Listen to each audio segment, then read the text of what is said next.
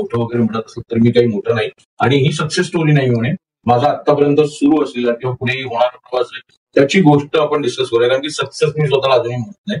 आणि कारण की ह्या क्षेत्रात सक्सेसफुल होणं म्हणजे तुम्ही रिटायर आहात असं म्हणतात. तर मला अजून तरी रिटायर्ड नाही व्हायचंय, मला अजूनही काम करायचंय. आणि रात्राईला मुद्द्यात तुम्ही म्हणाल की इतकी वर्ष काम करतोय, तर हे खरं आहे, कारण की माझा अनुभव खूप आहे नाट्य क्षेत्रातला विशेषतः.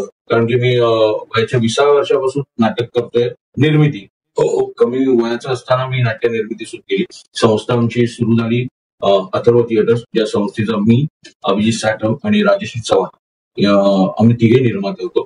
पण मी खरं तर फाउंडर मेंबर असं म्हणताना राजेश चव्हाण जी आमची मावशी आम्ही म्हणायचो, जी आमची सख्खी मावशी नाहीच, म्हणजे कोणाचीच, म्हणजे आमच्या मित्रांपैकी पण कोणाची सख्खी मावशी नाही, पण मित्राच्या आईची मैत्री, आणि तो तिला मावशी म्हणायचा म्हणून आमच्यासाठी पण ती मावशी झाली.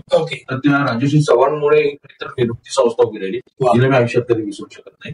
तर ती मावशी आणि अभिजित साठव तसं आम्ही निर्मिती प्रक्रियेत निर्माता म्हणून उभं राहण्यासाठी सुरू झाला प्रवास. त्यामुळे नाटकाचा प्रवास माझा खूप मोठा आहे. मालिकेचा म्हणाल तर खूप कमी पण दर्जेदार मालिका माझ्या संस्थेकडून झाल्या याचा मला अभिमान आहे आणि आनंद पण आहे. फुलता असेल पहिलीच सिरियल फुलता काही फुलेना, त्याच्यानंतर दिल दोस्ती दोबारा, गावगता कशानी, कलर्स मराठीसाठी आम्ही केलेले अनेक नॉन फिक्शन शोज होते. तुमच्यासाठी काय पण, कॉमेडीची, जीएसटी वगैरे अशा पद्धतीचे होते. त्याच्यानंतर मी सोनी मराठीसाठी बरेच सिरियल केल्या. सोनी मराठीची भेटी लागी जीवा, त्यानंतर छोट्या बळीची मोठी स्वप्न, ह्या मालिका माझ्या झाल्या. आणि गावगता गझली झीवर गाजलेली मालिका, तर अशाही मालिका आहेत.